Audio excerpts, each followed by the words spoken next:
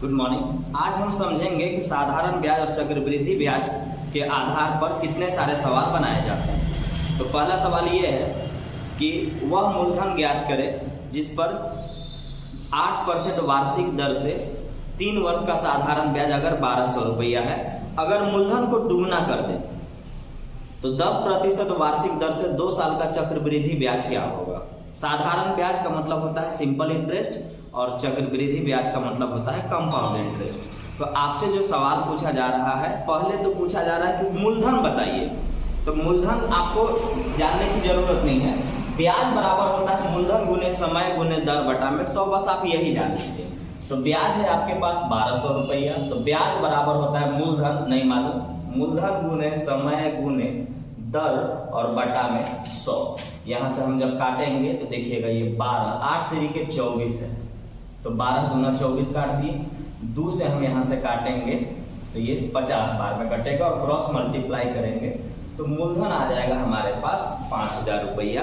तब मूलधन तो 5000 आ गया, लेकिन अब उसने कहा कि मूलधन को अगर हम डबल कर दें, दुगना कर दें, तो मूलधन अगर हम दुगना करेंगे तो हमारे पास मूलधन हो जाएगा 10000।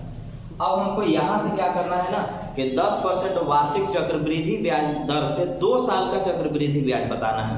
तो 2 साल का जब कभी भी चक्रवृद्धि ब्याज यानी कंपाउंड इंटरेस्ट अगर आपको निकालना होगा तो उसके लिए एक फॉर्मूला यूज कर लीजिएगा, x + y + xy/100।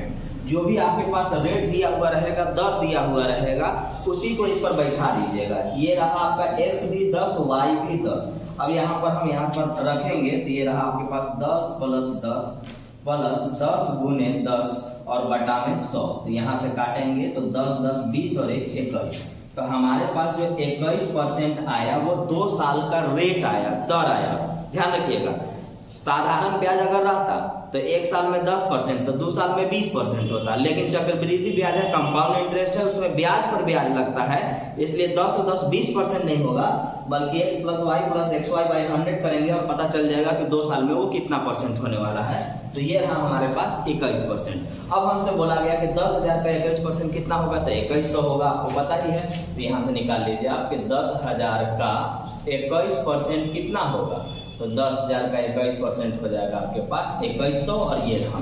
तो सवाल था कि वह साधारण ब्याज का मूलधन बताएं जिसमें 8% वार्षिक दर से 3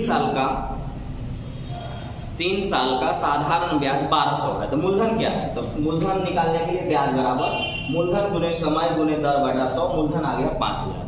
बोला कि अगर हम राशि को दुगना कर दें तो 5000 का दुगना 10000 कर देंगे।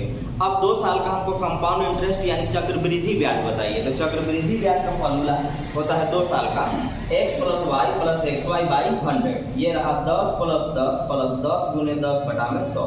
काट दिए डबल 0 तो 10 10 20, यहाँ 1 है तो 20 और 1 21%, यानी 2 साल का कंपाउंड इंटरेस्ट यानी चक्रवृद्धि ब्याज 21% है। तो यहाँ पर रखें मूलधन 10,000 है, 10,000 का 21% करेंगे, 10,000 का 21% करेंगे 2100 रुपया हमारा कंपाउंड इंटरेस्ट आएगा यानी चक्रवृद्धि ब्याज आएगा।